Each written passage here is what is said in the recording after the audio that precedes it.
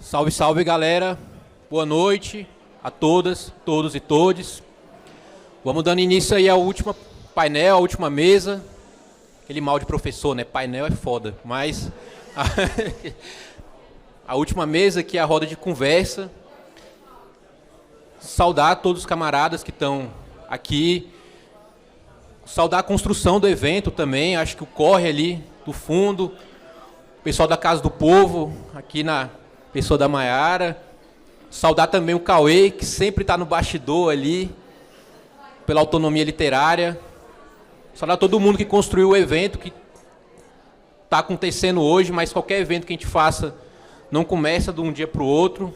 É muita luta, combinar com todo mundo, preparar o espaço, convergir ali pessoas com percepções, com visões de mundo diferente.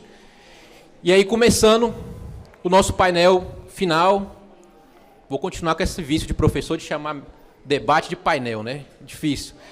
A esquerda e o poder, que fazer frente a um levante popular, que é, inclusive, o tema da última edição da Jacobin, que está sendo lançada aqui hoje, que é justamente refletir um pouco as tarefas, as visões, as percepções e a estratégia de nós de esquerda, com a sua pluralidade, com as suas concepções de tática, diante do que entendemos como poder. E essa reflexão, como está na Jacobin, está aqui atravessando o dia de hoje, feita muito à luz dessa década iniciada com junho de 2013 e com as lutas que atravessaram aquele ano. Eu até estava escutando meu camarada Paik, falei para ele estar aqui, mas acho que ele está ali, pô. E aí eu escutando o Paik sempre brilhante, e eu pensando, porra, onde é que eu conheci o Paik, mano? Caralho, tanto tempo já. E conheci o Paik antes, mas eu conheci o Paik justamente em 2013, porque entre tantas convergências de luta que acontecem naqueles anos, 2013, lá na nossa universidade, na Universidade de Brasília, era ali os 10 anos de discussão das cotas raciais. E o Paik era de uma geração anterior, a minha, no movimento negro na universidade. E o Paik, logo depois de um CEP que tinha postergado a discussão sobre as cotas, não só o Paik, outras pessoas também, com o DCE de direita, das contradições daquela época, um DCE que votou contra as cotas raciais. E o Paik fez um ato, junto com outros camaradas, pichando lá o DCE, DCE racista. E ali eu sempre considero que é um ato de refundação do movimento negro na UNB. A população em luta, justamente. E que refunda e passa, de certa forma, o bastão para gerações seguintes ali do movimento negro. E está dentro desse caldeirão, né? Junho, eu acho que representa a ocupação das ruas, mas também, muitas vezes, uma ocupação de outros espaços também, né? Ocupação estudantil, ocupação no movimento estudantil universitário, no secundarista, como estava na mesa, a segunda mesa de hoje, luta pela cidade, movimento indígena, movimento negro, movimento de mulheres, uma tentativa de desinstitucionalização das pautas, para disputar, inclusive, o poder, como colocamos nessa mesa. Saudar os camaradas que estão na mesa, a conhecer agora, a Gel, do MPL, saudar o Rodrigo, saudar o Paulo, saudar a Maiara, saudar também o Breno, saudar o Safatli, que está de maneira remota aqui hoje para colaborar com a gente. E, novamente, saudar a Autonomia, saudar a Casa do Povo pela organização do evento e saudar também o MPL, que, de certa forma, estamos aqui hoje discutindo esse legado de junho, com essas lutas coletivas, como o Paik colocou, não começaram em 2013, mas atravessam, inclusive, a nossa própria história do Brasil. Portanto, dando início ao painel, passando a palavra para o pessoal do MPL, que vai fazer a fala inicial, e depois também continuamos, prosseguimos aqui com o debate.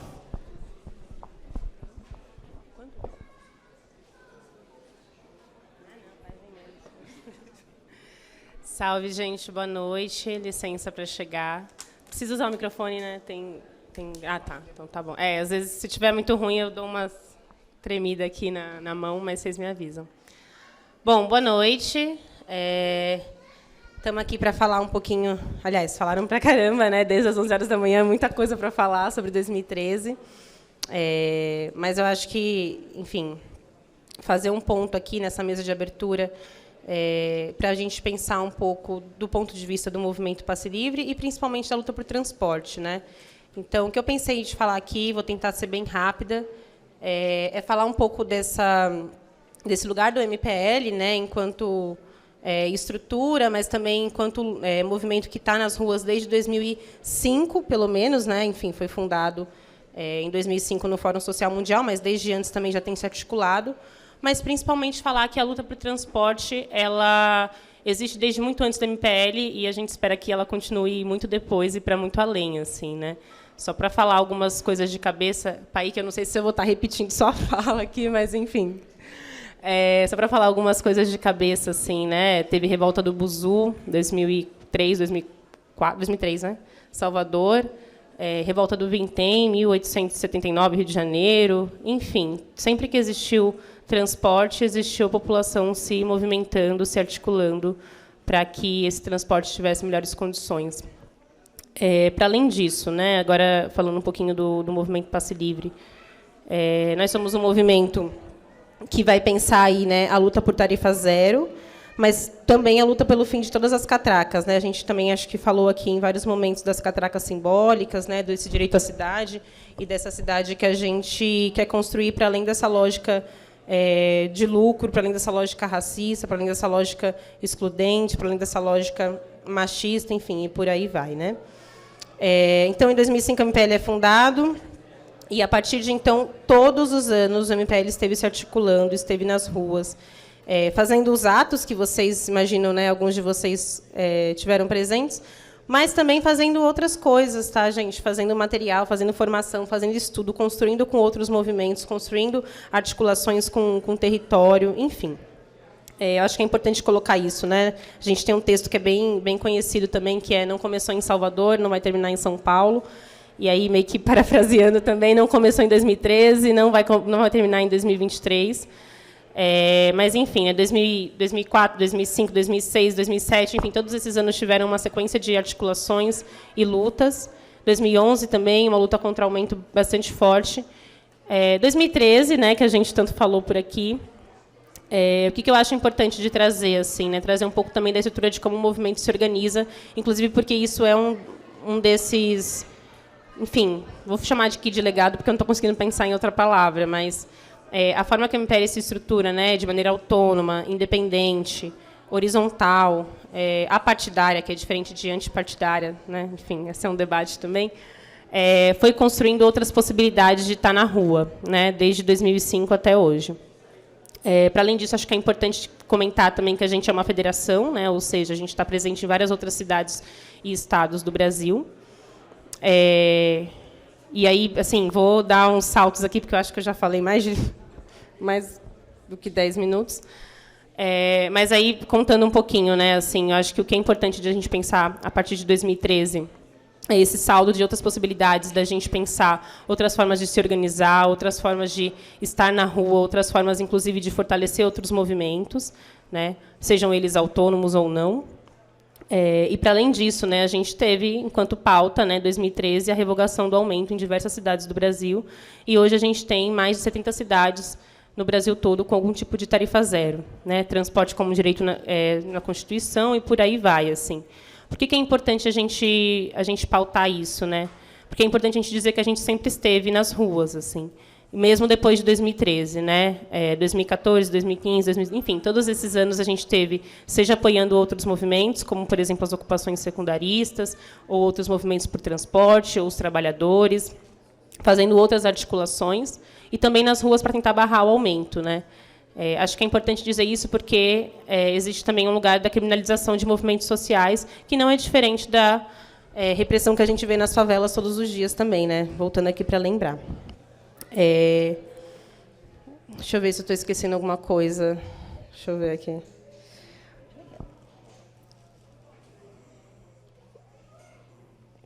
Enquanto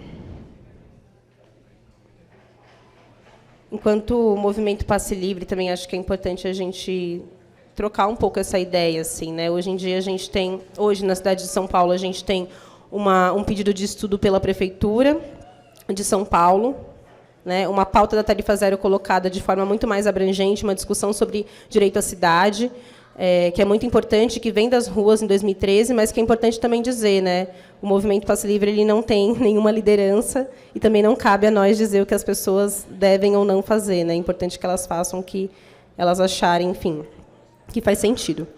Mas tudo isso que a gente está vendo hoje, né, essas 70 cidades com tarifa zero que eu já comentei, esse saldo aí, né, de pensar a tarifa zero hoje numa discussão mais ampla, a gente tem uma leitura de que isso vem diretamente das ruas, a mobilização das pessoas, que, inclusive, vem a custo de muita repressão. Enfim, dentre várias coisas que eu poderia falar aqui para vocês, eu acho que é importante a gente entender que, enquanto movimento Passe Livre, de novo, né, a gente se articula pela tarifa zero, porque a gente acha que a tarifa zero, a gente acredita que a tarifa zero é uma possibilidade de construir outras formas de cidade, né, outras formas de viver essa cidade, então, seja para pegar o busão e dar um rolê, seja para acessar outros direitos, como educação, saúde, enfim, cultura. Mas, para além disso, né, eu acho que é importante dizer aqui que a gente continua se mobilizando desde então. Enfim, né, teve pandemia, teve toda uma série de políticas genocidas no transporte, inclusive, e que a gente esteve lá, né, nas ruas. E enfim, só para encerrar, assim, porque eu acho que tem muita gente para falar e eu quero ouvir também, mas chamar, né, enfim, fazer esse chamado assim na luta por transporte, que eu acho que é importante a gente, enfim, tentar pensar um pouco que o legado de junho, né, para as esquerdas, enfim, a gente tem vários eventos, várias discussões rolando hoje e tal, mas que é importante que esse legado também esteja, né, nas ruas. Eu acho que também, enfim, né, tem saído uma série de eventos sobre junho de 2013, eu acho que é importante a gente estar aqui hoje também, assim como a gente teve em vários outros lugares, mas o que a gente curte e gosta de fazer também é estar nas escolas públicas, é estar nos espaços de educação, estar trocando essa ideia sobre tarifa zero. Ai, amiga, esqueci alguma coisa? Vocês querem fazer algum ponto? Não? Gente, valeu, estou por aí. Enfim, bora trocar essa ideia, assim. E obrigada aí pela escuta.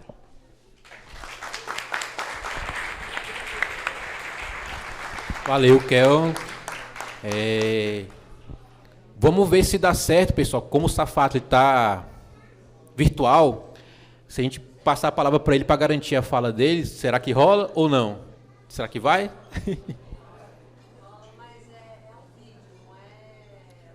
Ah, pensei que ele estava aí, tipo, aguardando a gente.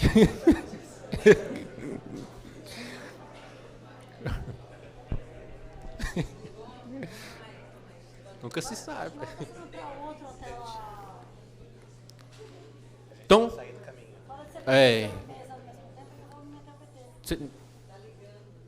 vai ligar, então a gente pode passar, seguir, que enquanto o retroprojetor esquenta os motores aí. Pensei em fazer nesse sentido. O que vocês acham? Começar com o Breno, Maiara, Paulo, depois com o Rodrigo. Então, passando a palavra para o Breno.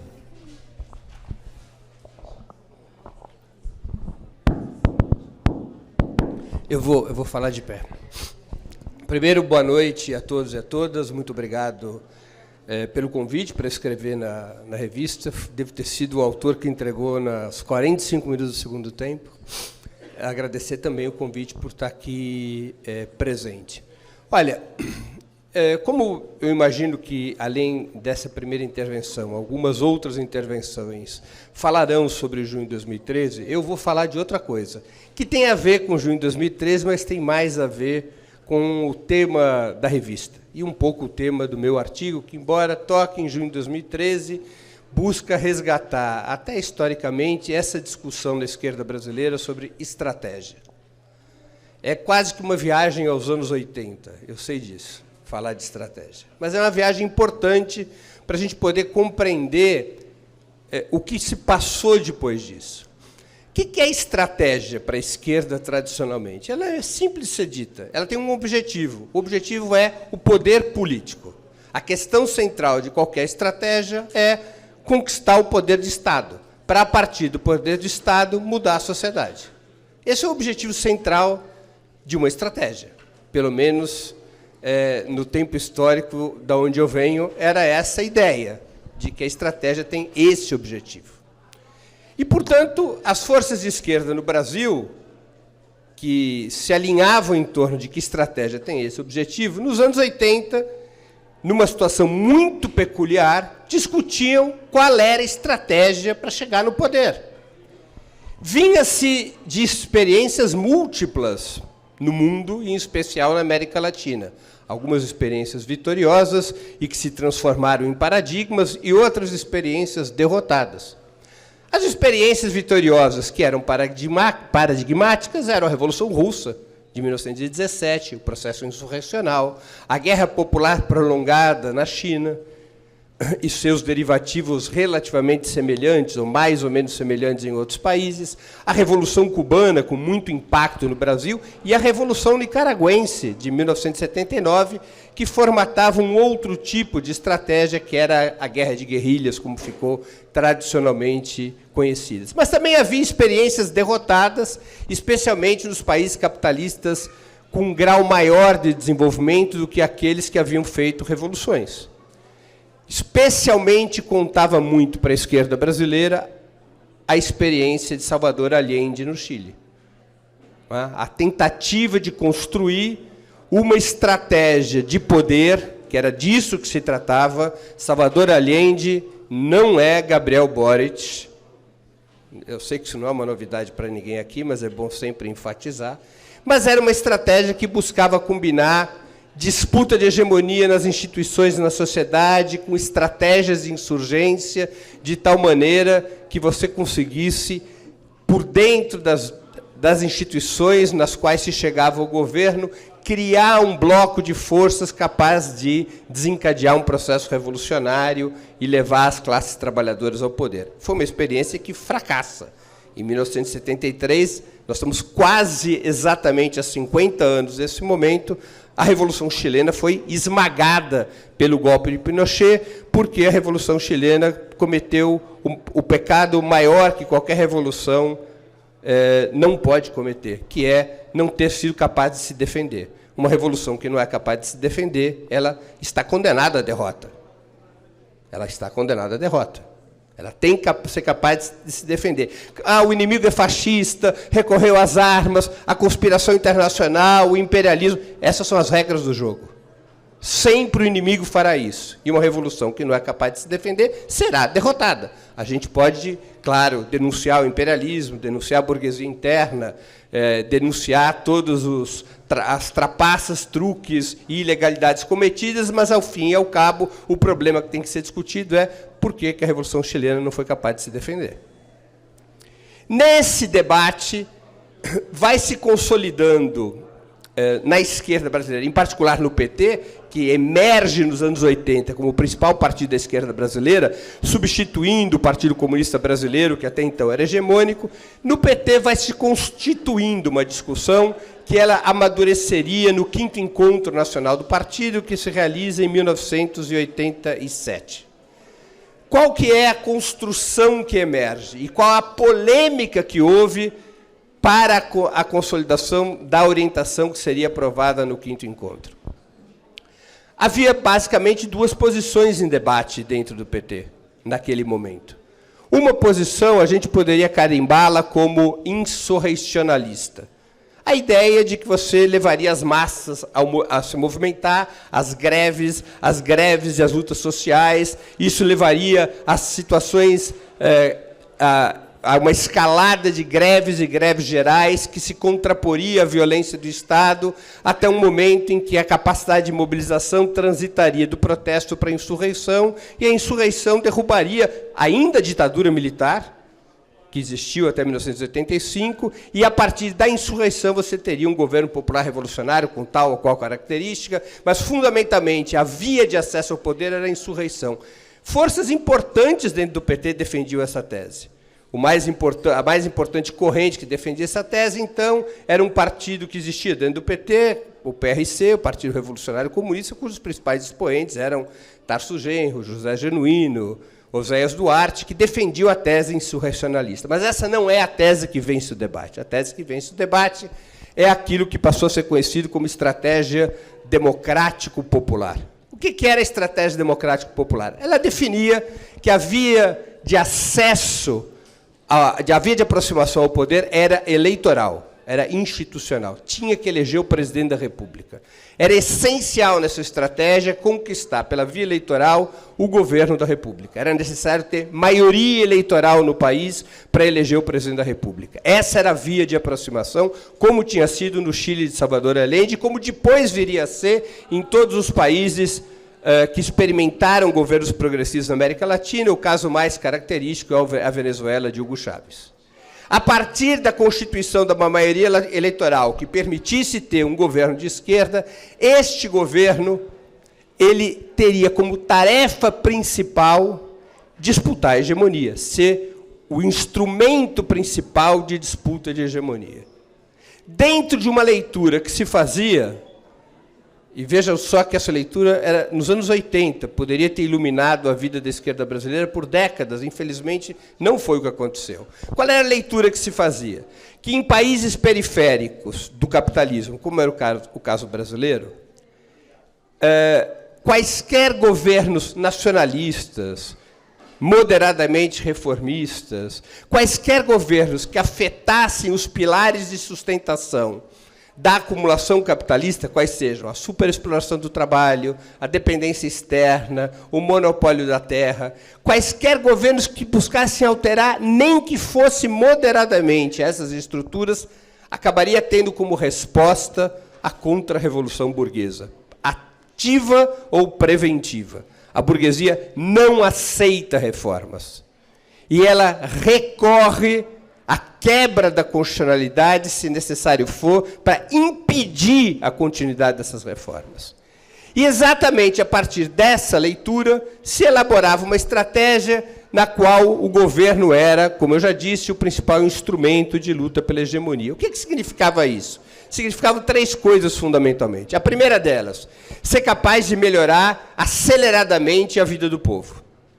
Conseguir melhorar a renda da classe trabalhadora, melhorar a geração de emprego, distribuir terra, melhorar a vida no campo e na cidade, melhorar a vida das camadas médias assalariadas, isolar, punir, tributar o grande capital e, com isso, num curto espaço de tempo, garantir conquistas materiais para as classes trabalhadoras. Esse era um pilar. O segundo pilar, disputar a hegemonia a partir do governo em todas as instituições do Estado, incluindo o sistema de justiça e as Forças Armadas.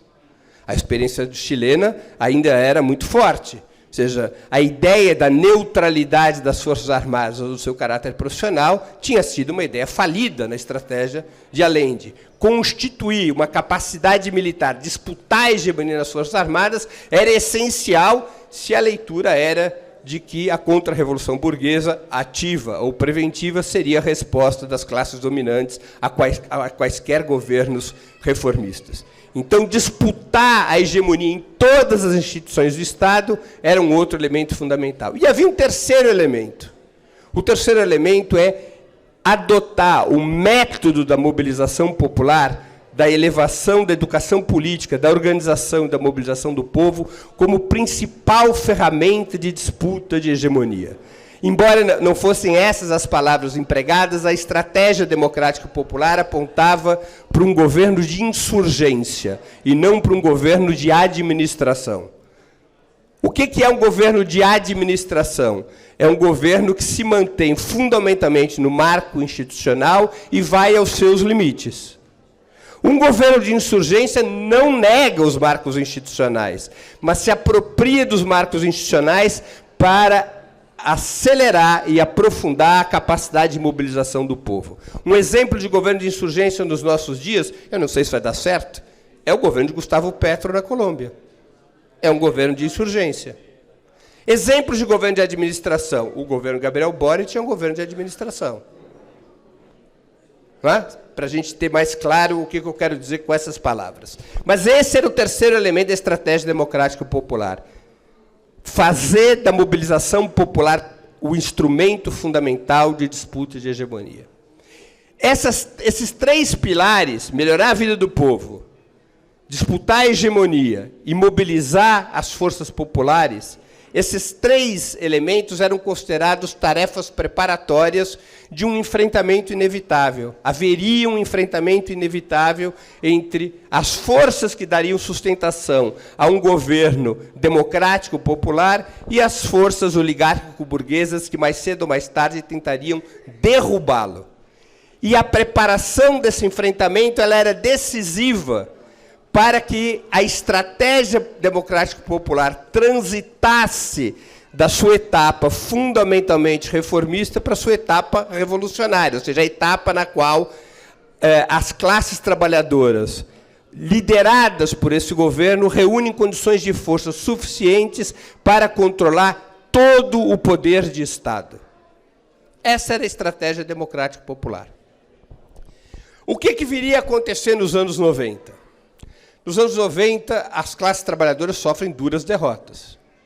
Uma das derrotas ela é internacional, que é o processo, que é o colapso da União Soviética e o processo de restauração capitalista nos países da Europa, do leste da Europa, que compunham o campo socialista. Foi um período dramático para as forças de esquerda, um período no qual as ideias básicas da Constituição, da teoria e da prática política de esquerda afundam. Quais eram essas 2 ideias fundamentais? O socialismo como projeto civilizacional e a revolução como conceito que organiza o pensamento de esquerda. Essas ideias entram em refluxo. Setores importantíssimos dos partidos comunistas, da esquerda revolucionária, da esquerda socialista nos anos 90, atiram a toalha ao ringue, desistem dessa perspectiva. Sentem o peso da derrota, vergam a coluna, passam a considerar que, de fato, havia chegado ao fim da história e que o que restava para as forças de esquerda era operar contenção de danos, era lutar por melhorias dentro daquela ordem que havia se tornado hegemônica, da ordem neoliberal.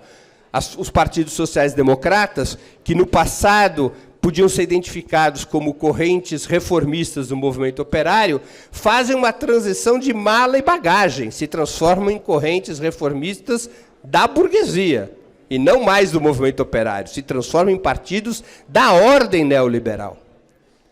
Isso tem peso também no Brasil. No Brasil, muitas lideranças e intelectuais do campo de esquerda, com história de lutas incríveis, com participação na construção dessa estratégia democrática popular, arreiam os ombros. Chegam à conclusão de que não dava, pelo menos não dava nas próximas gerações, e que era necessário você se limitar no horizonte a melhorar no limite da ordem as condições de vida do povo, e que essa melhoria gradual, em algum momento lá na frente, eventualmente, geraria as condições das classes trabalhadoras terem um projeto alternativo àquela ordem feita hegemônica.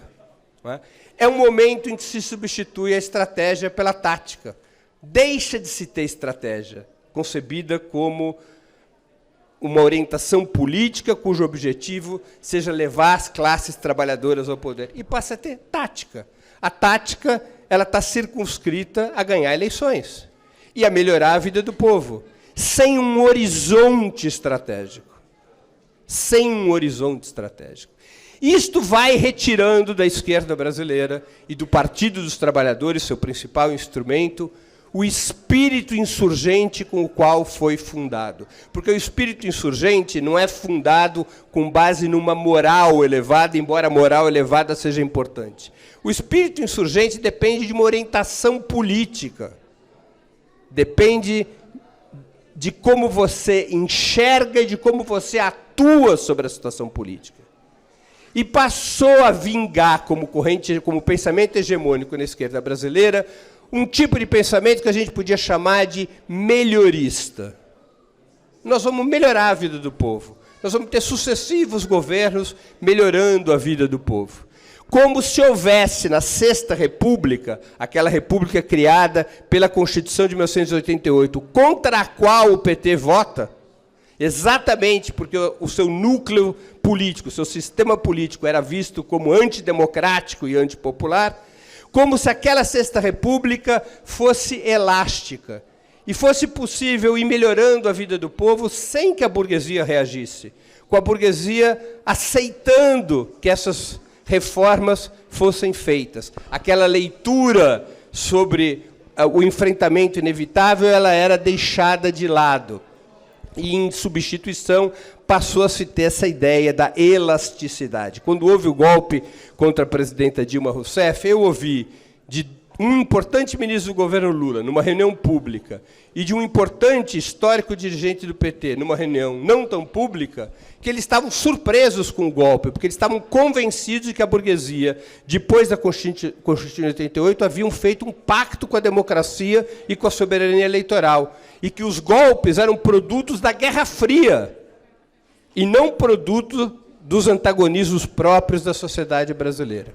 E nós tivemos, então, e eu vou concluindo, que já estourei meu tempo, nós tivemos, então, um processo no qual se abdica da estratégia e, no seu lugar, o que a gente tem é apenas uma tática. A tática, ela permite vencer eleições. O Partido dos Trabalhadores, das últimas 5 ou 6 eleições presidenciais, ganhou 5. Só não ganhou a sexta porque foi impedido o Lula de concorrer. A tática permite melhorias para a vida do povo, dentro da elasticidade possível das instituições. Mas a tática tem um grave problema quando a situação se transforma em enfrentamento. Ela não prepara as forças populares para o enfrentamento. E ela não é sequer capaz de prever e de se aproveitar de um espírito insurgente, como foi o de junho de 2013, para transformar isso numa alavanca de acúmulo estratégico. Não é à toa que o comportamento de muitas lideranças de esquerda, de muitos militantes de esquerda, particularmente do Partido dos Trabalhadores, foi de rejeição de junho de 2013. Junho de 2013 era uma agressão contra a lógica política que havia passado a predominar. Junho de 2013 era um raio em céu azul. Junho de 2013 era um navio fantasma, que as pessoas não sabiam de onde vinham, nem para onde iam. Junho de 2013 era alguma coisa que tinha que passar rápido, porque a gente não está entendendo do que se trata e não sabe o que fazer com isso. Porque a esquerda havia abandonado a estratégia, que é a essência da política, para uma força que, para além de melhorar a vida do povo, quer oferecer à sociedade e à humanidade um outro projeto civilizatório. Junho de 2013 é o sintoma, e não a causa, é o sintoma desse reducionismo político da esquerda brasileira, desta autocontenção da esquerda brasileira, e particularmente do Partido dos Trabalhadores, aos marcos da tática. É o sintoma do que ocorre em termos de disputa de hegemonia quando uma força de esquerda abandona as matrizes fundamentais da sua própria Constituição, o socialismo e a revolução. Muito obrigado.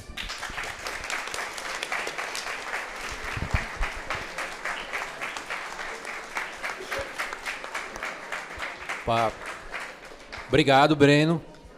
Só aproveitando para divulgar, pessoal, mas a fala do Breno está presente também aqui na Jacobin, em forma de texto, aprofundada também, com o título de A Maldição de Sísifo, Rom do PT. E, de certa forma, paira sobre todos nós, inclusive aqueles que não são petistas, né? Passando, portanto, a palavra, eu acho que Tom Safatli. A gente tem que sair, então, né, minha gente? Olá. Antes de mais nada, eu gostaria de pedir desculpas a todos vocês pela minha ausência desse debate, que eu gostaria muito de participar. Infelizmente, tive uma obrigação de partido do PSOL e tive que estar presente em um outro evento em Porto Alegre, né?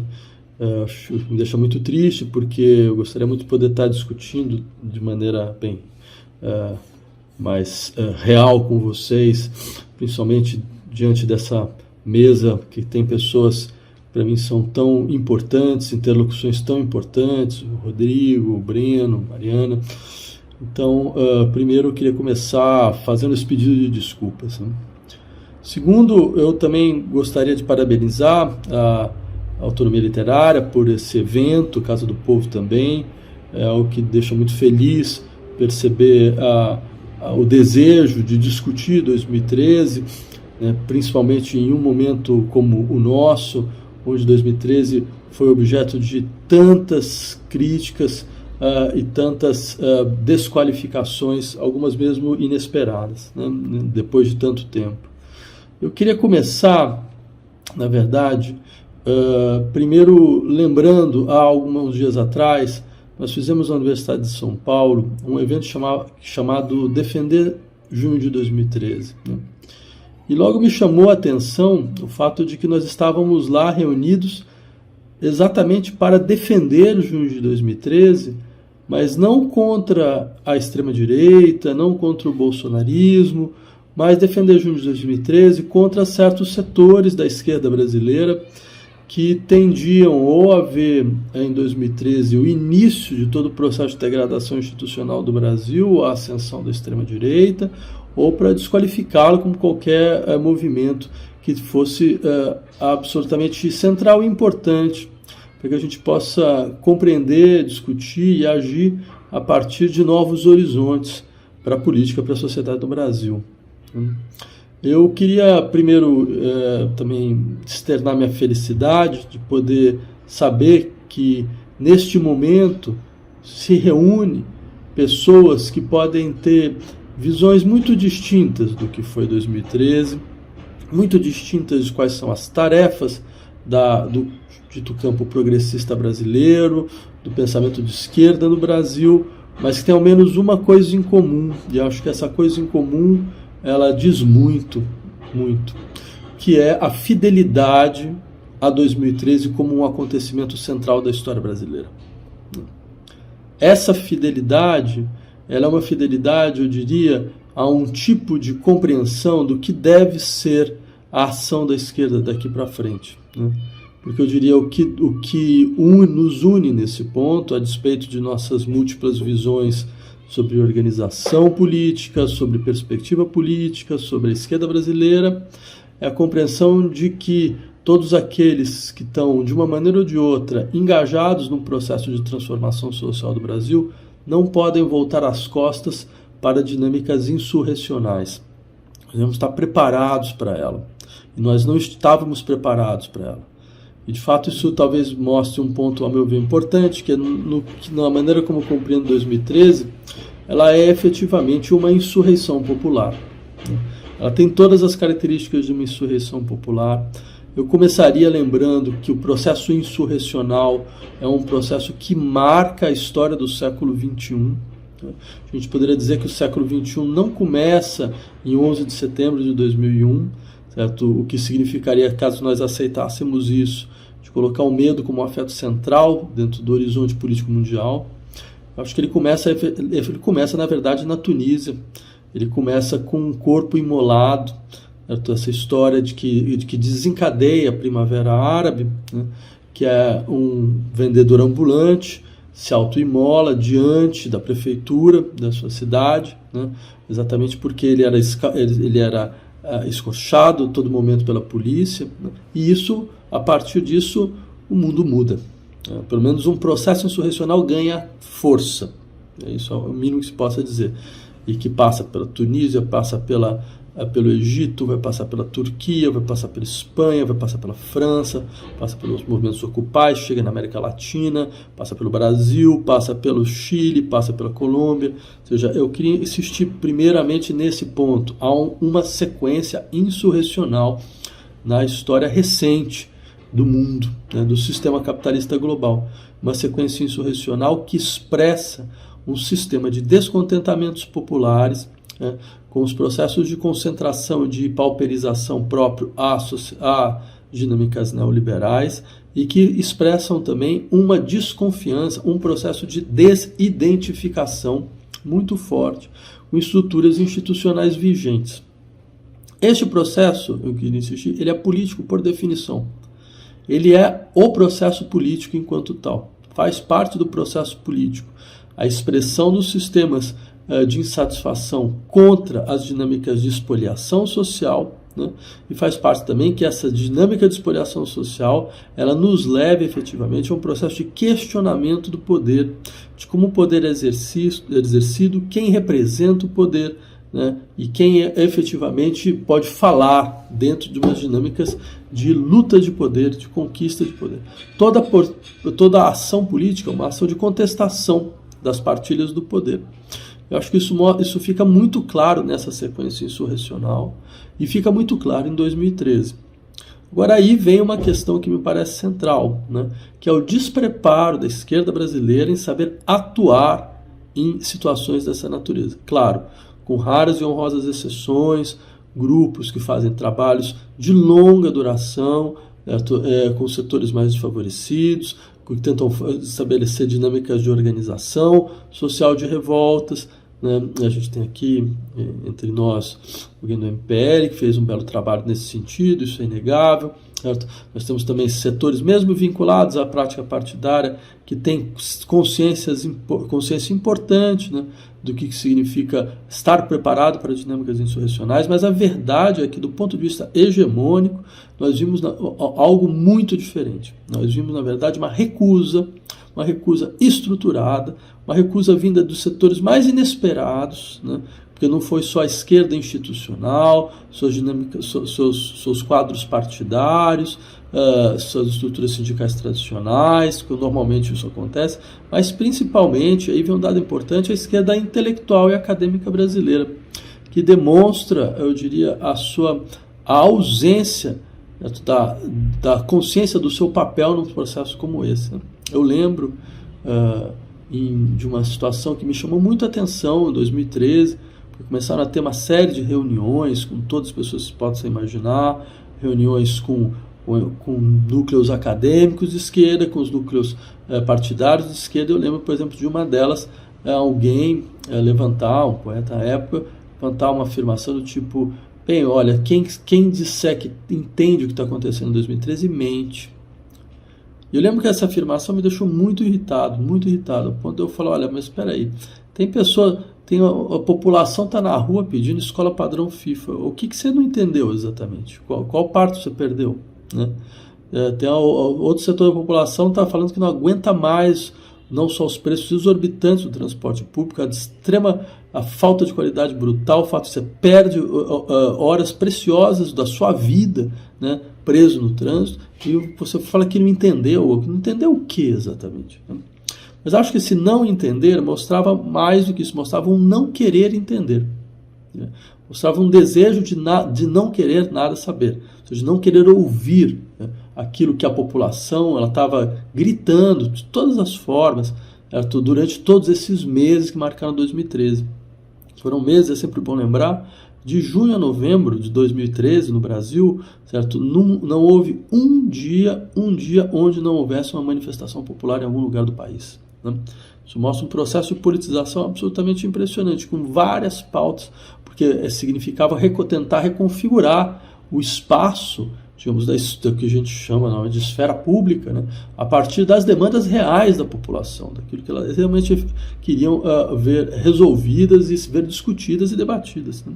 Então, nada disso realmente ocorreu depois, ou seja, o que não ocorreu foi a compreensão de que era necessário para todos nós não só sabermos ouvir esse processo, sabermos escutar esse processo, né, mas também interagir com ele.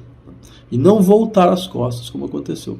Esse voltar às costas, foi ele que efetivamente preparou um basteamento conservador desse processo de insatisfação popular. Né? Eu diria, só para terminar, que muitos veem o começo da degradação institucional brasileira em 2013. Eu diria não, 2013 explicitou o fim da nova república, dos seus sistemas de pactos, de suas instituições que funcionam mal, né, e que não conseguiram realizar aquilo que prometeram.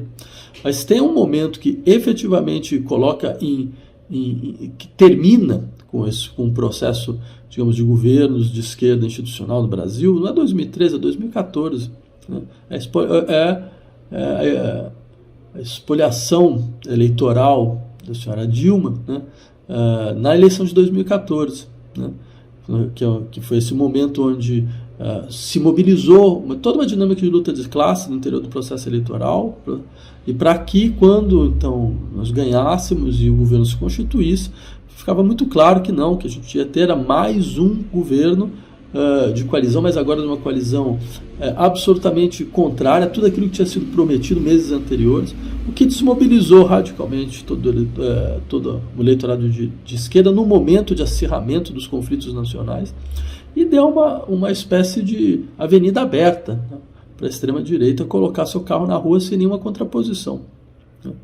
Então, dando prosseguimento ao painel, acho que a fala do Safatli representa um pouco o junho, né? Um certo enigma aí, que ele deixa no fim. O arremate faltou na conclusão. Mas quem quiser também, eu fazendo propaganda, né, minha gente? Como editor, a gente também é um pouco vendedor, né? Mas também tem um texto do Safatli na Jacobin, na edição, chamado Uma Bela História para Contar, no qual ele desenvolve um pouco das ideias também que ele expressou nessa fala. E aí, passando a palavra para a Maiara, que também está presente com uma entrevista nessa Jacobin. É contigo, Maiara.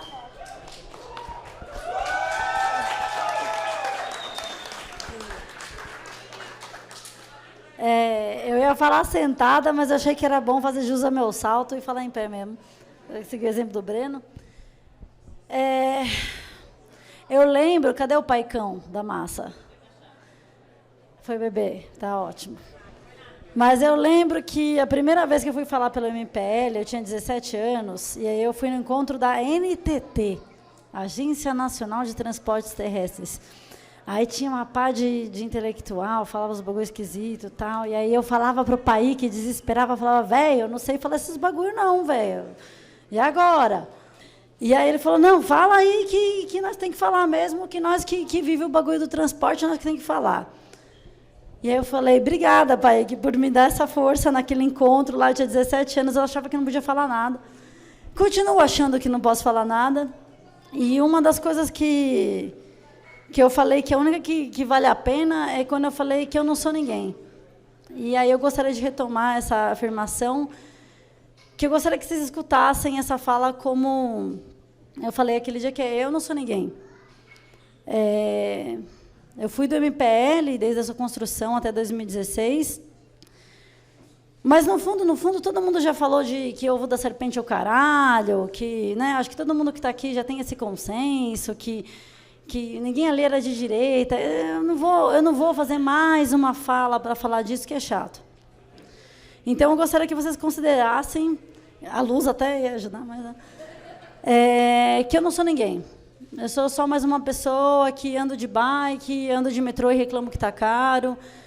E sou uma pessoa que eventualmente se mobiliza por transporte. Sabe quando você passa na roleta, passa o cartão e fala, puta que pariu, subiu de novo. Não é possível que ninguém faça nada. Não, a gente está fazendo. As minas estão fazendo, nós temos que colar com elas, inclusive. Então, eu vim fazer uma fala mais de militância, no sentido de dar uma força para nós mesmo, né? Não para vocês, para nós. Que está difícil militar, né, hoje em dia. Ainda mais militar do jeito que a gente milita, de bater de frente, não só com os empresários, com o capitalismo, com o empresário de transporte, mas bater de frente com um setor que está dizendo que a gente é fascista, que está dizendo que a gente que está, né? E não tem nada a ver, né? Eu acho que quem estava na rua, e eu tenho muito orgulho das minhas cicatrizes, né? E acho que a gente tem que ter muito orgulho das nossas cicatrizes, que a gente toma porrada pra caralho. Ou física, ou emocional, e a gente segue tomando até hoje. E a gente está muito enfraquecido, né? E é muito difícil ficar no salto, né? Para continuar militando e falar, não, velho, a gente foi para a rua e se precisar, e, puta, uma merda, precisa, né? Ainda hoje, a gente vai ter que ir de novo. A gente vai ter que ir de novo. E o bagulho é louco, porque a gente tem um governo democrático progressista que a gente também... Não vai falar que não agora, hein? A gente também se esforçou para tirar o Bolsonaro, também se esforçou para colocar um governo democrático progressista. Mas para todos nós do movimento autônomo, seja qual setor for, tá muito foda militar, não tá da hora. Porque você está apanhando da direita, você está apanhando de algum setor da esquerda, falando que é o ovo da serpente, falando que é uma pá de bosta. E aí eu me vejo aqui de novo, numa mesa, 1000 anos depois, falando, velho, eu também li até um pouco de Marx e um pouco de Foucault, mas não li tanto. Mas, porra, militamos muito, né? Fomos muito para a rua. E esses dias a gente foi lá somar na Marcha da Maconha, né? Que também é organizada pelo Movimento Autônomo, diga-se de passagem. E aí eu fui à frente de ato bonita, tal. E aí eu fui lá, eu estava Adri, estava também, né? Falei, caralho, que massa uma frente de ato. Que massa ir para a rua. Que caralho, que bom, que gostoso que é ir para a rua. É muito gostoso, é muito bom. Porque a sensação que a gente tem que a gente está do lado certo da história é muito grande. E ela bate fundo aqui dentro de um jeito que é inexplicável, irverbalizável, e eu não vou tentar resumir. Mas, quem vê close e não vê corre, o corre por trás disso é muito difícil. E a gente está apanhando muito. A gente está apanhando muito faz 10 anos, e desde antes desses 10 anos a gente também está apanhando. Então, essa coisa de criminalizar, inclusive institucionalmente, porque nós temos companheiros que estão respondendo ao processo até hoje, né? Essa coisa de criminalizar o movimento autônomo, essa coisa de dizer que o movimento autônomo faz jogo da direita, que não está apoiando o governo democrático progressista e tal, ela não é de 2013, ela é de antes. E para a gente sempre foi difícil, né? Quando a gente começou a fazer ato lá, eu vou falar que sou velha, mas quando a gente começou a fazer ato lá em 2005, sem aparelho, sem partido, sem sindicato, sem essa porra toda, era foda pra caralho, parar a rua, fechar um terminal, fechar uma marginal. E, sinceramente, muitas vezes a gente fechou a marginal com 1/3 das pessoas que estão aqui. Então, quer dizer que a gente pode, vocês vão para a Marginal Pinheiro, vocês vão para a Marginal Tietê, vocês fazem a Avenida do Estado. Pronto! Não é tão difícil assim. Mas tem que ter vontade política. E uma coisa que a gente perdeu muito, porque a gente se enfraqueceu, porque também foi tiro, porrada e bomba, literalmente, e processo, e toma dali, toma da cá, e a gente no Instagram falando bosta, no Twitter, sei lá. A gente se enfraqueceu muito. A gente também cara, a gente é gente, né? A gente se enfraquece também. Mas eu queria usar esse espaço agora, para não ter que ficar repetindo que a gente não é ovo da serpente, que vocês já entenderam que não, né? Quem está aqui, pelo menos. O choco da serpente, chupa o ovo da serpente, porra. Desculpa. Não aguentei. Mas já está aqui o ovário. Mas eu queria só dizer para vocês, assim, para a gente, queria dizer para a gente, que estou dizendo para mim também, que não vamos desistir, não vamos se cansar, não. Tá foda, vai ser pior, porque a gente vai precisar ir para a rua, tem o negócio do marco temporal, esse negócio de tarifa zero, tem uma parte de gente de direita querendo se aproveitar, transformar a tarifa zero em bolsa empresário, tem uma parte de merda acontecendo, a gente vai ter que ir para a rua. Para quem achou que estava bom, estava tranquilo, voltei 13, agora vou descansar, pôr o pé para cima, fudeu, cara, não, a gente vai ter que, a gente que está aqui, né, imagino que quem está aqui, né, não está muito de perdido, né, está aqui porque sabe porque está aqui, a gente vai ter que se organizar.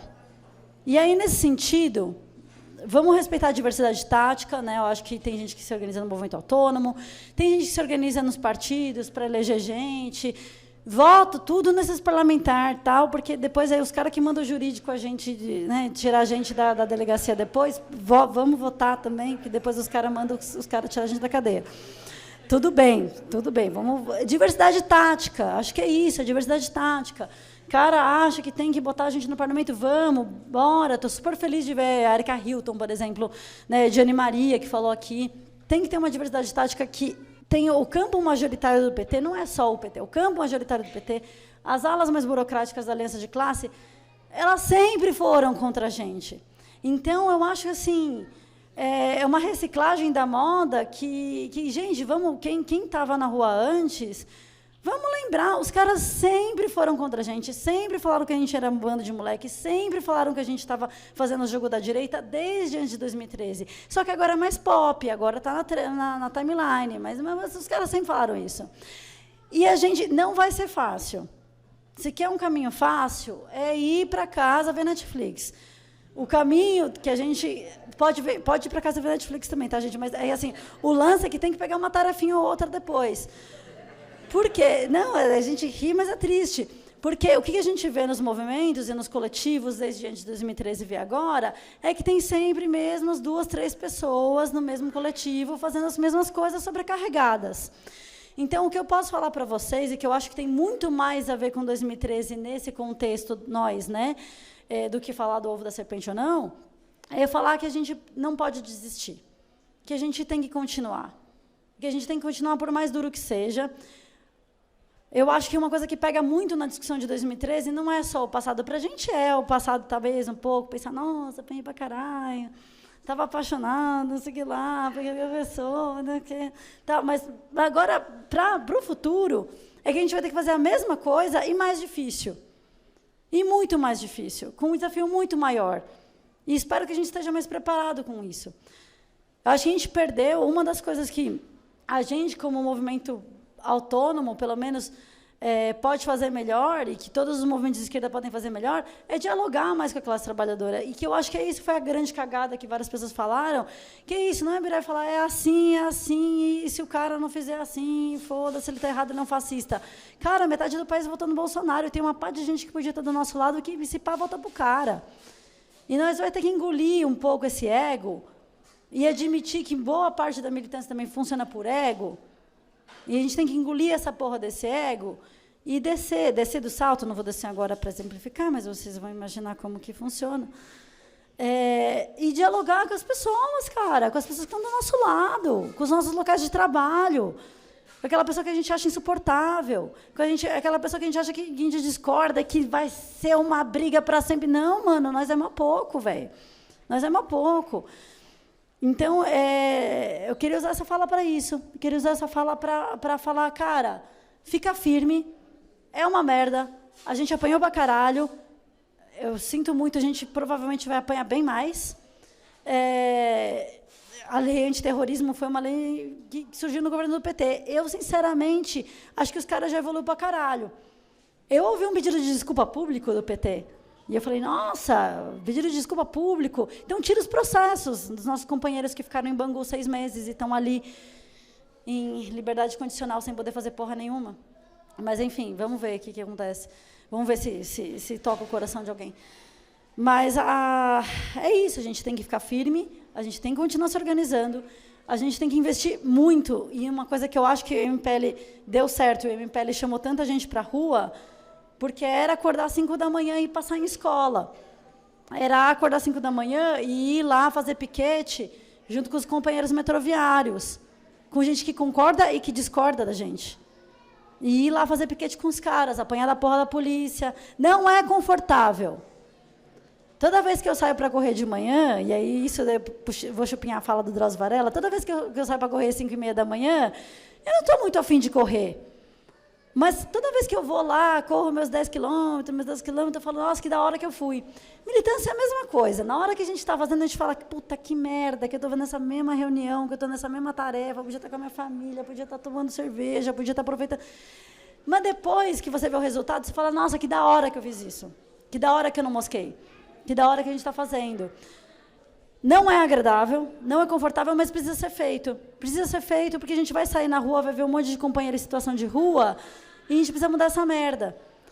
Então, se você está desanimada, e desanimado, e provavelmente vocês estão, porque eu também estou, e eu imagino que a gente é meio parecido, vamos se animar, porque ainda tem muita coisa para fazer, e a gente tem que fazer, e é muito melhor se a gente faz com um sorriso no rosto. Mentira, a gente também vai ter decepções. Mas não desanima, não desanima. O movimento autônomo tem muita coisa para fazer ainda. Eu acho que se todo mundo que sair daqui, se articula no seu local de trabalho, no seu local de moradia, fala com o seu vizinho, pega uma tarefa, meia hora por semana, 1 hora por semana que seja, mas pega essa tarefa. Uma coisa já vai ajudar. Porque gente, para falar de 2013, tem 1000 vezes o tanto de gente que tem aqui para falar de 2013. Mas para fazer levante popular igual foi 2013, quem que está? E a gente precisa estar. É a gente, não tem outra solução. Tá? Então, era um pouco isso. A gente não combinou muitas falas assim para falar sobre 2013. A gente falou que a gente ia bater que transporte é importante, que o movimento autônomo é importante, mas todo mundo já falou isso. Por isso que eu me dei a liberdade também de não falar de novo.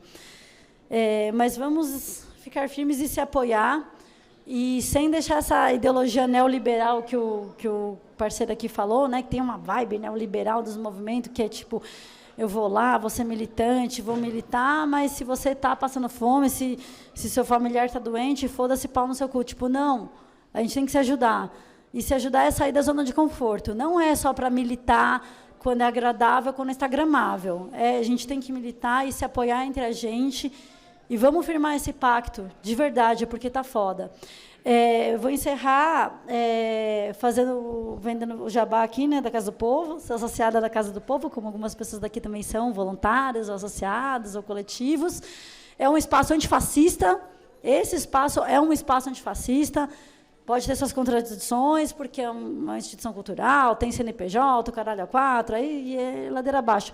Mas é um espaço que tem no seu estatuto, inclusive da porra do CNPJ, está escrito lá que é antifascista. Os vizinhos adoram. Esses vizinhos que pagam a milícia aí para tirar morador em situação de rua, eles adoram, né? A gente fala antifascista e tal. Mas esse é um espaço que vocês podem contar com esse espaço também. E a gente espera fazer o melhor possível para que vocês continuem contando com esse espaço, para se organizarem, para ser um trampolim para a gente se organizar. E é isso. Respira. E é como eu sempre faço na corrida, no começo da preguiça, a gente fala por que a gente está fazendo isso, mas quando a gente deita a cabeça no travesseiro, a gente lembra por que a gente está fazendo isso e vale a pena. Então, a gente vai continuar. Muito obrigada.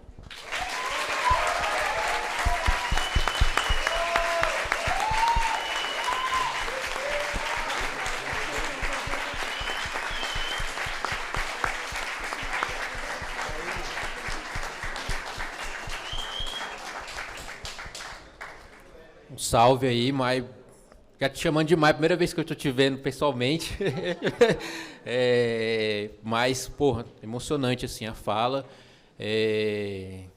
Eu fiquei pensando muito em você chamar de ninguém, né? E me lembrei de uma pensadora negra contemporânea, Denise Ferreira da Silva, né? Que ela usa muito a ideia de ninguém para pensar quem somos como brasileiros, as violências, mas também as histórias que a gente constrói, né? Na resistência a esse processo, muitas vezes, de despersonalização que é viver nesse país. Sem mais delongas, passar aqui a palavra para o Paulo Albuquerque. É com você, Paulo. Opa! Boa noite aos companheiros e companheiras. Queria também agradecer os camaradas pelo convite, cumprimentar os amigos, fazia tempo que não via.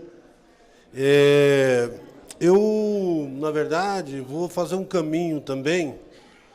Vou andar pelo caminho do Brendo, mas em alguns momentos vamos nos separar aqui para uma leitura, mas ao mesmo tempo, né?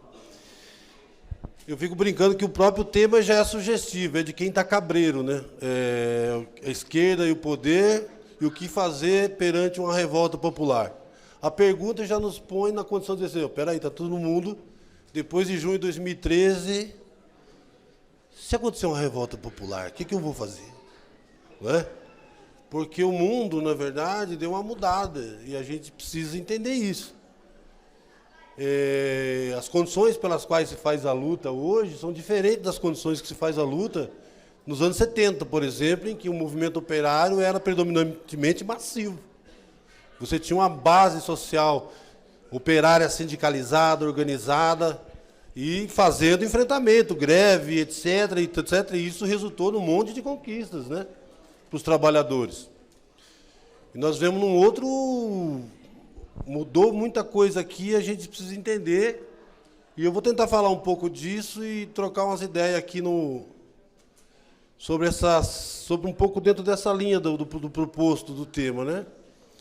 A primeira coisa que eu acho que a gente precisa entender é que a sociedade burguesa não é mais a mesma, né? Apesar da sua lógica do desenvolvimento, do capital, as bases que sustentam a estrutura capitalista, elas existem.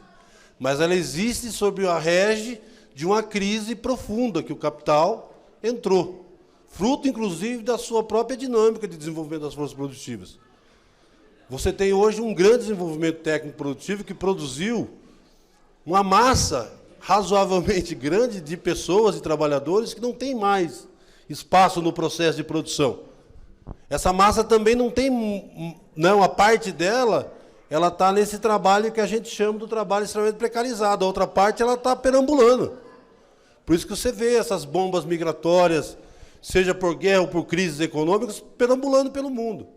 Então você tem aqui uma crise estrutural, né? E essa crise dela se deriva várias crises que são cíclicas, momentâneas, né? Mas elas estão nesse movimento.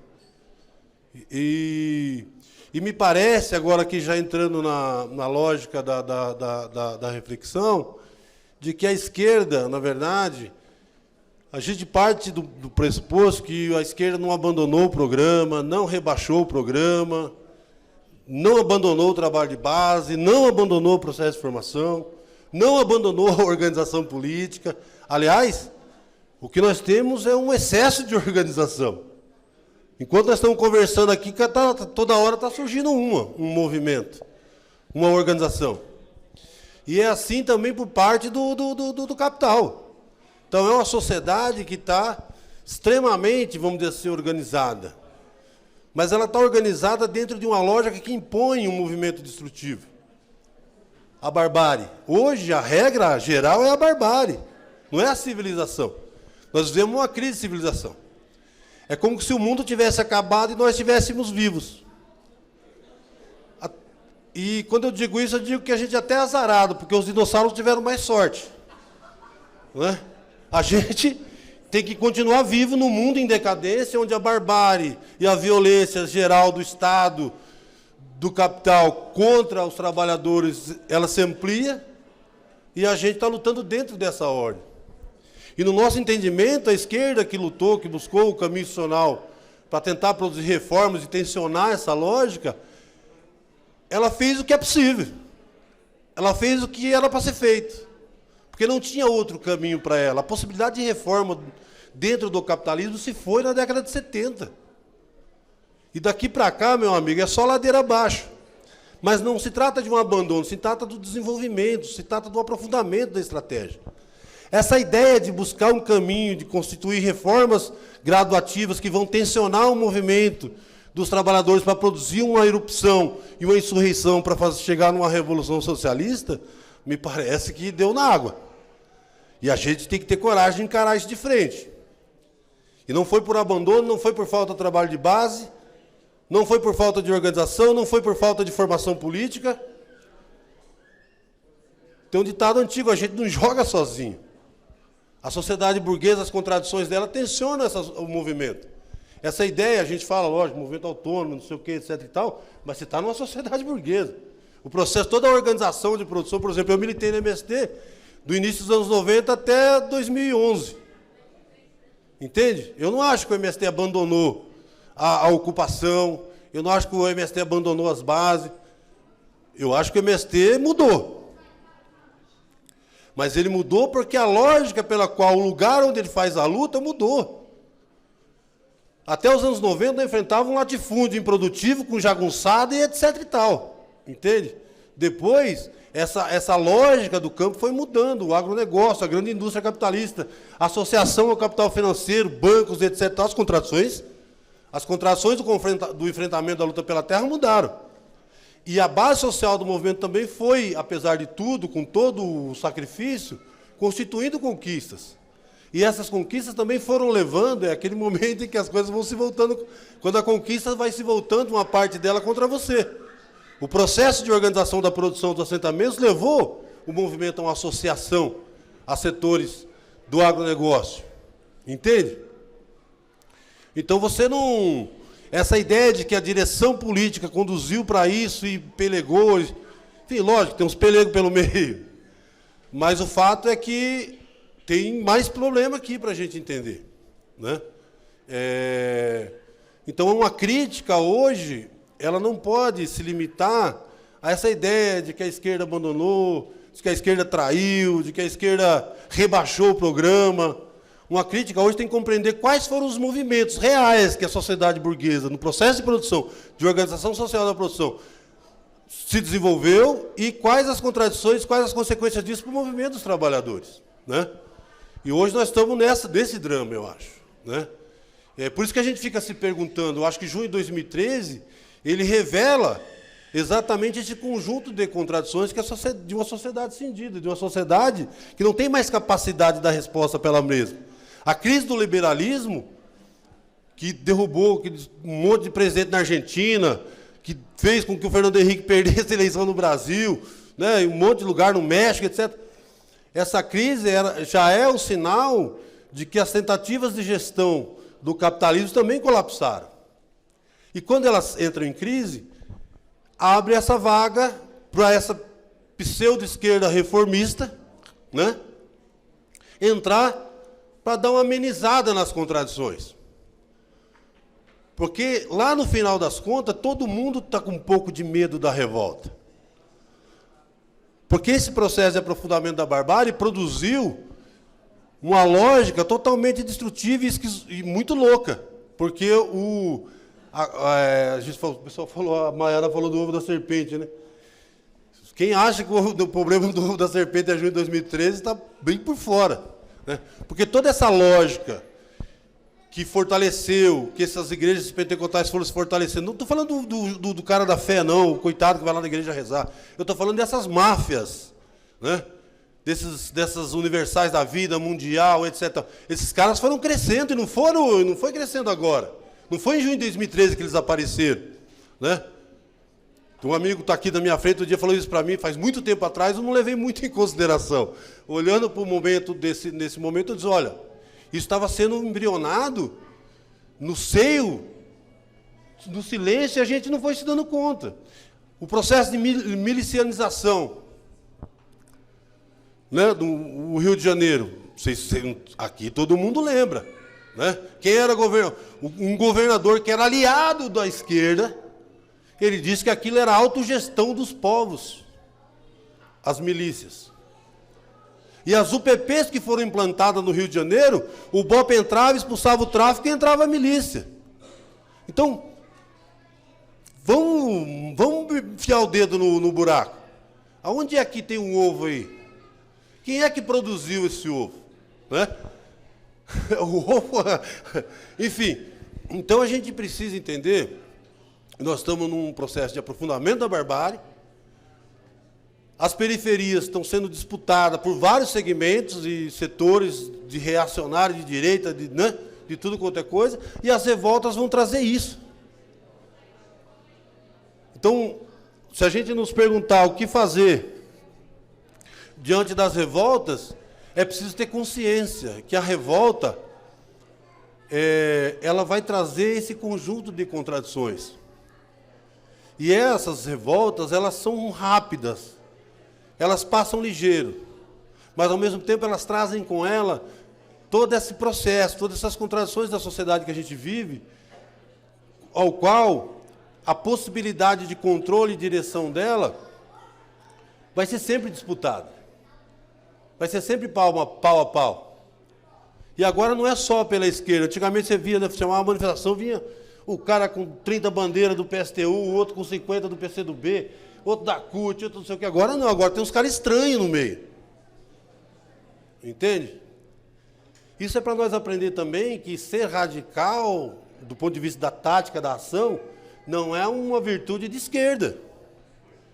Nós estamos diante de uma extrema-direita radicalizada. Entende? Que fez o que fez. Eu falo isso com muita tranquilidade, porque o meu problema não é eleger o Lula, tirou o Bolsonaro. Tinha que tirar mesmo, cara. Olha a situação do Yanomami lá, olha a situação do monte de povo na rua, olha como foi tratada a pandemia, olha quantas pessoas morreram e tal. Isso não é um problema nosso. Entende? O Bolsonaro, na verdade, ele não é o cara, ele é a expressão de uma realidade. Ele não surgiu do nada. A gente precisa entender por que isso surge no meio dessa bagaceira que nós estamos vivendo. né? E fazer uma crítica hoje é muito mais complicado, porque a gente precisa fazer uma crítica e tirar essa visão romantizada, não no sentido, porque a palavra romantizada é meio chata, né? A gente lida com ela, não, qual é o seu problema com o romântico? Nenhum, eu adoro o romântico. É que eu não encontrei outra palavra. Essa visão superficial que olha para os trabalhadores como se eles fossem os puros, e a gente precisa levar a consciência para os trabalhadores. As greves dos motoboys, os processos de enfrentamento dos trabalhadores de aplicativo, mostram o quanto esses trabalhadores têm uma consciência da tragédia. Eles sabem que estão fodidos. Eles sabem que só restou para eles esse trabalho de merda. E eles sabem que ninguém vai mudar isso. E eu digo isso com muita tranquilidade, ninguém vai mudar isso. Nem esse governo que está aí hoje. Por quê? Porque não depende dele. As empresas que sustentam, que estão de aplicativo, são as mesmas que estão lá no Todos para a Educação. Sabe quem está no Todos para a Educação? O iFood.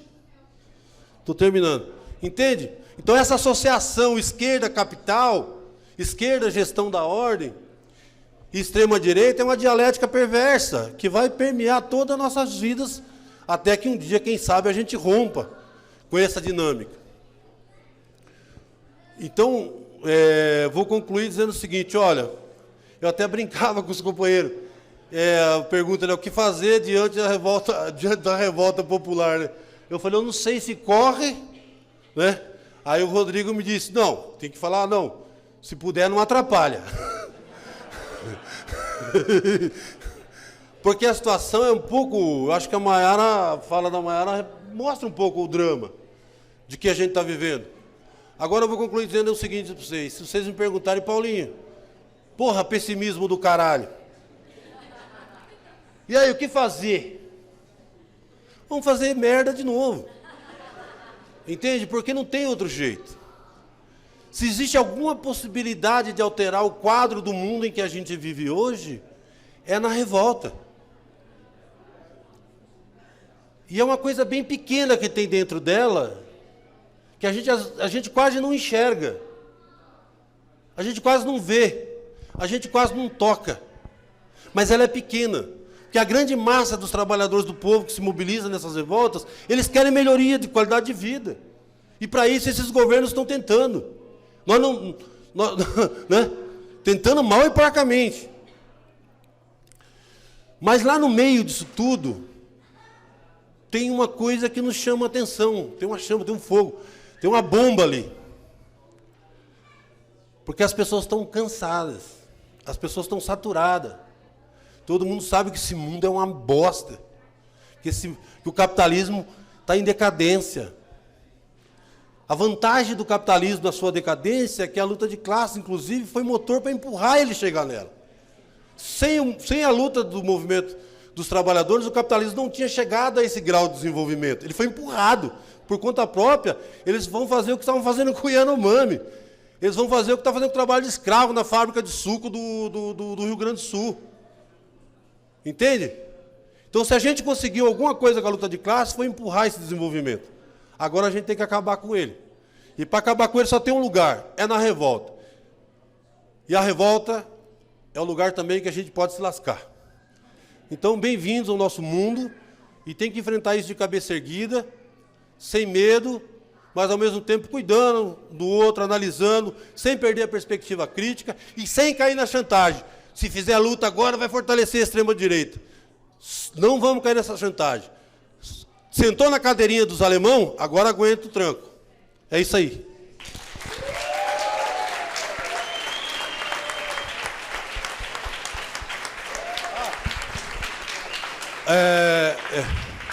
Trabalhador não tem que ter amor a governo nenhum. De esquerda ou de direita, no capitalismo, a gente escolhe quem a gente vai enfrentar. Se a gente achar que o governo é aliado, nós estamos fodidos.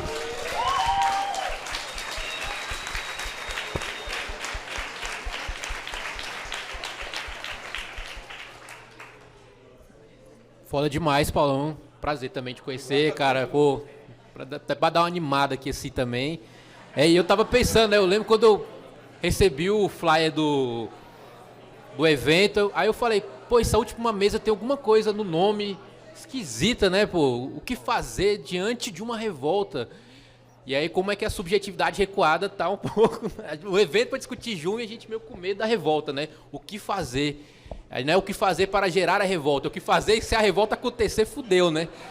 É uma parada meio... Vasco, eu sou vascaíno, né? O Vasco já entra em campo com medo, né? Assim, aquela estratégia recuada, né? Porra, a gente vai ter que jogar bola hoje, né, cara? Caralho, que merda. É um pouco a pergunta aí, né? O que fazer diante de uma revolta? O Cauê vai falar, pô, cara, tu tá falando mal da parada aí, mas pra gente pensar um pouco. Pensei com tanto carinho, né, Cauê? Mas assim, como é que isso tá um pouco na nossa própria subjetividade, né? Essa forma de pensar a tática de maneira recuada, e o medo também da transformação, né? O que fazer diante de algo que pode vir para mudar o mundo tal qual conhecemos. Tanto para fechar a mesa, camarada Rodrigo aqui, primeiro agradecer também, agradecer o Breno, a Maiara, o Rodrigo e outros mais aí que eu enchi o saco bastante nos últimos meses. O Rodrigo é outro que está na Jacobin dessa edição. Cobrei muito dele no WhatsApp, o Rodrigo fala, pô, cara, desculpa aí, uma semana sem te responder, mas é o tempo, né? O tempo da militância também. E ele vai falar um pouco sobre isso. O Rodrigo está com um livro novo dele ali, tá os 2 livros pela Ubu vendendo, nem vertical nem horizontal. Tive que olhar para não confundir, não falar o inverso do nome, né? Eu estava com isso na cabeça para não mudar. Te agradecer bastante, Rodrigo. Prazer também te conhecer hoje. Estou conhecendo uma galera. Brasília a gente conhece mais burocrata do que os militantes às vezes, né? Eu sou de Brasília, nasci lá e tudo. Apesar de estar não sei quantos anos militando, mas às vezes a gente vê mais a burocracia do que os militantes de outros estados mesmo, né? Eu já ouvi falar de muita gente, mas hoje conhecendo mesmo. E aí passar um pouco a palavra para o Rodrigo encerrar aí a nossa mesa hoje. Valeu, Rodrigo. Bom, vocês estão cansados? Não? Eu tô. Por isso vou pedir desculpas para vocês. Já era uma tarefa ingrata ter que vir depois da Maiara e do Paulo. E eu tô cansado. Então me desculpem, mas eu vou ficar sentado. Mas muito obrigado a vocês por terem ficado até o final, porque eu sei que literalmente vocês têm coisa melhor para fazer nesse sábado à noite, porque tem uma festa rolando aqui em cima, vocês podiam estar lá e vocês resolveram ficar. Sabe Deus por quê? O máximo que eu posso fazer é prometer para vocês que eu serei breve. Bom, eu queria começar citando uma conversa que eu tive agora na quinta-feira, lá na USP, num evento de lançamento do meu livro, do Nem Vertical Nem Horizontal, desculpem o merchan, uma conversa com a Carol Freitas, da FAUSP, que talvez alguns de vocês, muitos de vocês aqui, conheçam, em que ela falou uma coisa muito interessante sobre... Ela fez uma observação muito boa sobre a memória de junho de 2013, que funciona meio como o inverso do lugar de fala, né? Você conversa com pessoas, você pergunta para pessoas que estavam lá, e elas dizem, eu estava lá, mas eu preferia não falar disso. É complicado, é difícil, é melhor não falar sobre isso. Que é sintoma, claro, de uma coisa que a Tati Roque, uma amiga lá do Rio, que muitos de vocês provavelmente conhecem também, chamou muito bem também de gaslighting de junho de 2013. Né? Muitos de nós, aqueles de nós que estávamos na rua, porque, na verdade, né, muitos aqueles que construíram a narrativa que talvez tenha se tornado vitoriosa sobre junho de 2013, não estavam na rua. E isso me parecia curioso na época, porque a gente espera que um crítico de cinema assista o filme que ele comenta. A gente espera que um comentarista de futebol assista a partida que ele comenta. Mas naquele momento a gente tinha um monte de gente comentando o que estava acontecendo nas ruas sem ter posto o pé para fora de casa. Mas, enfim, essa narrativa submeteu vários de nós a esse gaslighting, essa tentativa de nos convencer que aquilo que a gente viu não era aquilo, era outra coisa. o fato de que as pessoas reajam assim, o fato de que as pessoas digam esse tipo de coisa, eu estava lá, mas eu prefiro não falar sobre isso, é sinal de que isso funcionou. E é sinal de que, quando a gente trata de junho de 2013, e talvez isso ajude a explicar esse título vascaíno da mesa, como o Marcos observou, junho de 2013 é, antes de tudo, um trauma. Só não é trauma para a direita.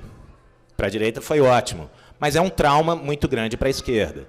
Para a esquerda que estava na rua e para a esquerda que estava no poder. E o problema, né, da gente conviver com esse trauma é que esse trauma não apenas nos impede de tirar boas conclusões, boas lições de junho de 2013, como a impossibilidade de tirar boas lições, boas conclusões de junho de 2013 nos impede de agir, nos impede de estar preparados para aquilo que pode vir, e nos impede, talvez, de fazer aquilo que seja essencial na conjuntura que a gente está vivendo agora, que é muito diferente daquela em que a gente estava há 10 anos atrás. Tem um desacordo real, eu acho que tem uma discussão real, né, para além de todas essas bobagens sobre o ovo da serpente, etc., todas essas falsificações e esse gaslighting. Eu acho que tem uma discussão real, para ser uma discussão honesta para ser feita dentro da esquerda sobre junho de 2013, que é basicamente a discussão entre aqueles que entendem que junho de 2013 abriu uma brecha, um momento de oportunidade política, e o fato de que o resultado foi o que foi é consequência daquela brecha não ter sido aproveitada, né, dela ter sido ativamente rejeitada por quem estava no poder e por quem estava na rua não ter tido a capacidade de aproveitar aquela brecha. Ao passo que eu acho que é uma posição legítima, pode ser uma posição honesta, que algumas pessoas digam, olha, na verdade essa brecha não existiu, e o fato de que as coisas tenham dado no que deram depois é sinal de que ela não tinha existido. No entanto, a gente sequer consegue ter a discussão porque a gente está preso no trauma e a gente está preso nas conclusões ruins que o trauma nos faz tirar. E o trauma nos devolve, me parece, a duas conclusões possíveis. Não é o caso, claramente não é o caso nessa mesa aqui, não é o caso nessa discussão aqui, não é o caso, talvez, entre a maioria das pessoas aqui, mas são duas conclusões que não fazem mais do que repetir os dois esquemas mais usuais para pensar a relação entre movimentos e instituições, que é, de um lado, o esquema do amadurecimento, a ideia de que movimentos são importantes e tal, eles mexem as coisas, mas aí eles precisam amadurecer e entrar nas instituições, e se eles não fizerem isso, eles não valeram para nada, logo, junho de 2013 não teria valido para nada. E, do outro lado, o esquema da traição, que é a ideia de que, bom, o único resultado possível nessas situações é sempre, diante de um levante popular, o único resultado possível é que uma parte da esquerda, normalmente aquela parte que ocupa as instituições, vá trair o levante, vá trair o movimento. Obviamente, ambas as coisas têm um grão de verdade. Mas o problema desses dois esquemas, me parece, é que eles tratam a questão dessas relações de maneira inteiramente abstrata. Eles tiram da discussão dessas relações o fator tempo. E o que acontece quando a gente traz o fator tempo para a discussão? Em primeiro lugar, a gente percebe, né, que a relação pela qual a gente normalmente entende, enfim, o esquema geral pelo qual a gente normalmente entende a relação entre movimentos e instituições, movimentos são um elemento dinâmico, instituições são um elemento estático, movimentos movem instituições, transformam instituições. Em primeiro lugar, a gente perde de vista o fato de que o estático, ou a estabilização desse dinamismo, frequentemente é a condição de lutas futuras. Um exemplo disso é, nos anos 70, a maneira como foi justamente, né, o resultado de uma acomodação com o capital, que foi o estado de bem-estar social, produziu as condições para uma cultura jovem e proletária radical. Então, o dinamismo de lutas passadas, que tinha se estabilizado em instituições, se torna a condição para um novo dinamismo. Mas também a gente esquece, não considerar o fator tempo faz com que a gente considere o tempo nessas relações entre instituições e entre movimentos e instituições como sendo sempre homogêneo, né? É sempre o mesmo tempo. Por isso que ele produz o mesmo resultado, ou amadurecimento, ou a falha do amadurecimento, e, portanto, a derrota, ou, do outro lado, a traição, né? Seria sempre o mesmo resultado. Só que o tempo dessas relações não é homogêneo. Ele passa por momentos de intensidade. E aí a gente costuma pensar, bom, a institucionalização desmobiliza. E é verdade. Frequentemente é verdade. Por outro lado, a gente frequentemente esquece que pensar que seria possível não se estabilizar em algum tipo de institucionalidade, e aí eu não estou falando, né, aprovar uma lei, eu não estou falando, né, fazer uma reforma do Estado. Eu estou falando, pode ser isso, mas pode ser também desenvolver uma institucionalidade própria. Mas a questão é, supor que seria possível jamais se estabilizar em algum tipo de institucionalidade implica supor que movimentos seriam capazes de manter a mesma intensidade indefinidamente, para sempre. Isso não é o caso. A energia frequentemente se dissipa. E se você não começou a estabilizar aquela energia em alguma coisa, você vai se arrepender, porque a oportunidade passou. Porque o momento para deixar algum lastro daquilo passou. Se a gente considera a questão do tempo, a gente percebe que esse tempo é marcado também por diferenças de ritmo. E aí entra justamente o problema, né, que o Breno levantava na fala dele, enfim, é um problema que passa por várias das falas aqui, que é aquela ideia que marca a esquerda brasileira desde a década de 80, de um acúmulo de forças que é pensado de maneira estritamente linear, né? A gente está acumulando forças, como uma bateria acumula energia. E todos os dias você está acumulando forças. A flecha do tempo caminha numa só direção. Todo acúmulo é cumulativo e irreversível. E qualquer coisa é sintoma de que nós estamos acumulando forças, né? Seja uma reforma estrutural, que essas a gente não vê muito, seja um crescimento partidário, tudo isso seria sintoma de acumulação de forças. O que isso faz? Isso faz quem pensa dessa maneira esquecer justamente que o ritmo da transformação não é linear.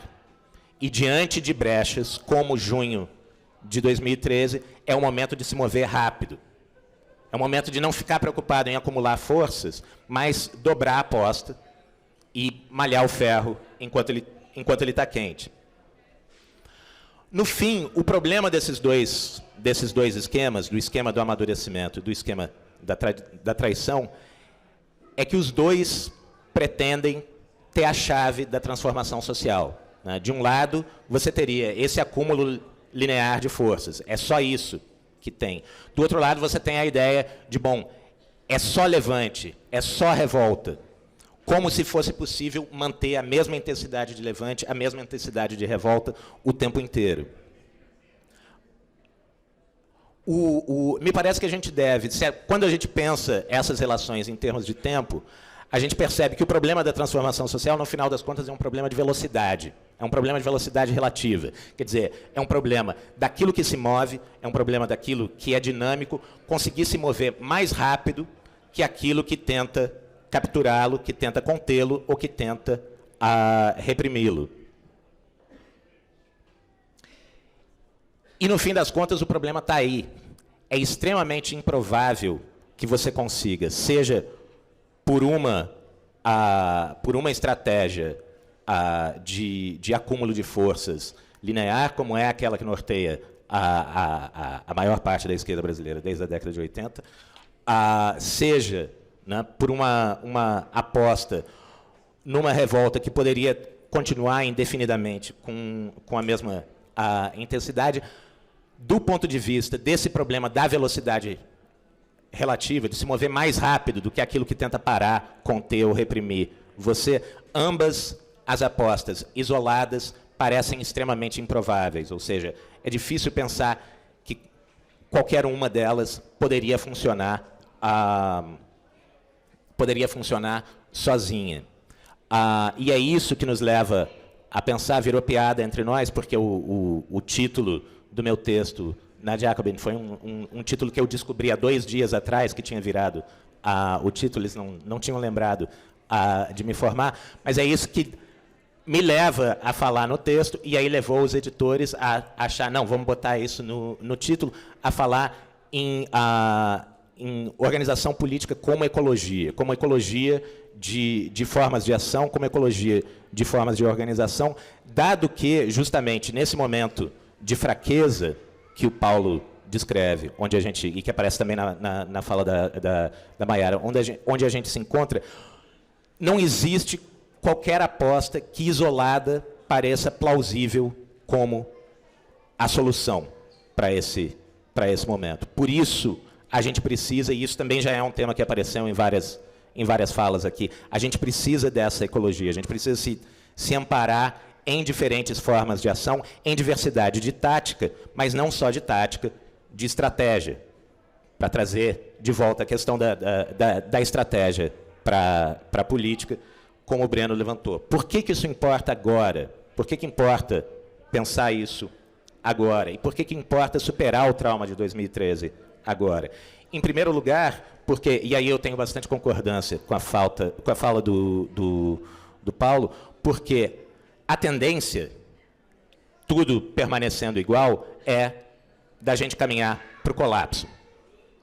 Para o colapso do capitalismo, mas também para o colapso ambiental. Os 2 a 80 km por hora, vamos ver, né, qual deles chega primeiro. Isso, estou terminando já. Isso, eu menti para vocês, eu não consegui ser perfeitamente breve, perdão. Eu fiquei sentado, essa parte é verdade. Isso significa que levantes se tornam mais prováveis no nosso horizonte, mas, como dizia o Paulo, nada garante que esses levantes estejam necessariamente do nosso lado. E isso coloca, novamente, a questão da liderança, da direção, que não significa, né, levar a consciência às massas, mas significa se conectar com essa raiva, com essa frustração, com essa sensação de que esse mundo não dá mais, com alternativas que pareçam plausíveis, que pareçam vivíveis para as pessoas. E isso é um trabalho que a gente precisa fazer, porque se a gente não fizer, outros farão. E hoje a extrema-direita é uma força real no nosso horizonte que se conecta muito bem com essa raiva. E é importante pensar nisso também, nesse momento, por causa do momento que a gente está com esse novo governo, né? Um momento em que a correlação de forças é muito pior do que era há 10 anos atrás, e que a correlação de forças precisa se alterar, ela não vai se alterar na política, ela precisa se alterar na sociedade. E isso implica que a gente precisa de uma esquerda de rua que perca o medo, supere o trauma e perca o medo de voltar para a rua. E uma esquerda de instituições, uma esquerda institucional que supere o trauma e perca o medo da rua. E a gente precisa afirmar, então, um outro sentido de apoiar um governo, do que significa apoiar um governo, que não é dar uma carta branca para que o governo negocie em nosso nome, mas que é agir para modificar as condições em que esse governo pode negociar, para se mover para além dele o tempo todo. Era isso, perdoem por ter me passado do tempo. Obrigado.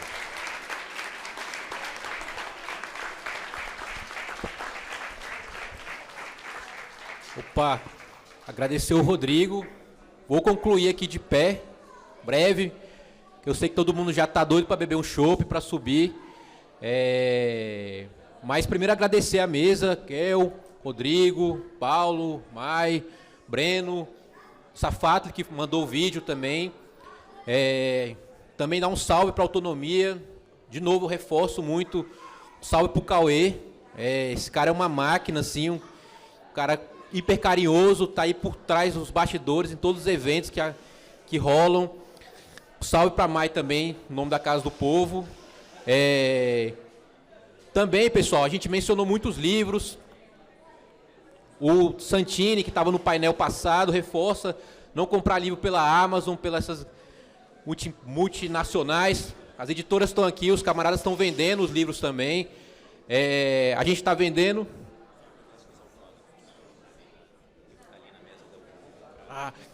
Exatamente. Aproveitar que os autores de alguns dos livros estão aqui, como o Rodrigo.